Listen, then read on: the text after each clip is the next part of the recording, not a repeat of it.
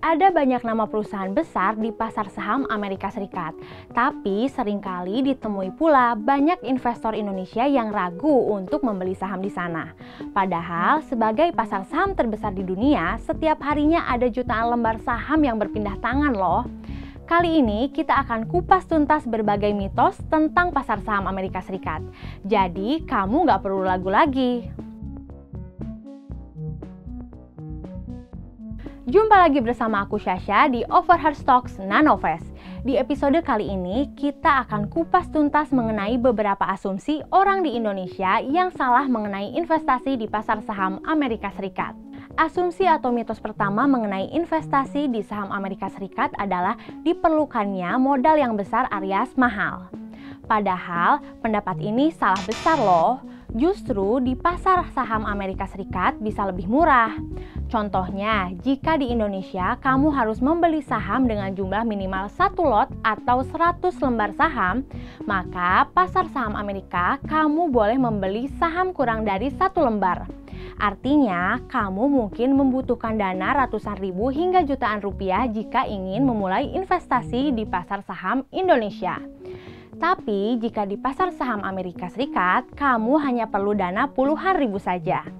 Bahkan di Nanovest cukup dengan Rp5.000, kamu sudah bisa jadi pemilik saham di perusahaan yang terdaftar di Amerika Serikat. Mitos berikutnya adalah orang Indonesia yang tidak dapat membeli saham di Amerika Serikat. Ini juga kurang tepat ya. Seperti kita tahu, di masa lalu memang hanya orang-orang kaya Indonesia saja yang bisa membeli saham di Amerika Serikat.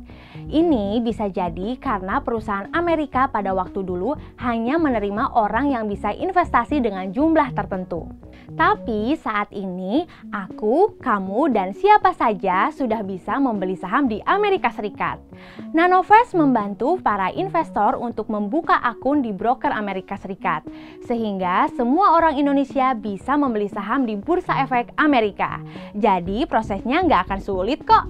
Asumsi lainnya dari pasar saham Amerika Serikat adalah sulitnya mencari informasi tentang kinerja perusahaan yang terdaftar di sana. Lagi-lagi, ini juga salah.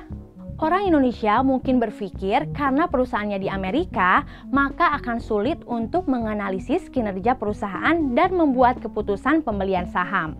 Tapi sebenarnya semua perusahaan yang terdaftar secara publik di Amerika Serikat memiliki sistem pelaporan keuangan paling lengkap dan mudah diakses, sehingga analisis sahamnya justru lebih mudah. Nah, itu tadi penjelasan tentang beberapa asumsi orang di Indonesia yang salah mengenai investasi di pasar saham Amerika Serikat. Kalau kamu mau tahu info lebih lanjut seputar saham, yuk langsung aja cek video lainnya di kategori Overheard Stocks. Dan jangan lupa juga untuk subscribe, tekan tombol like, share, dan komen di bawah. Kira-kira video apa lagi yang harus kita bahas? Sampai jumpa lagi di video berikutnya. Nanovest, grow your wealth your own way.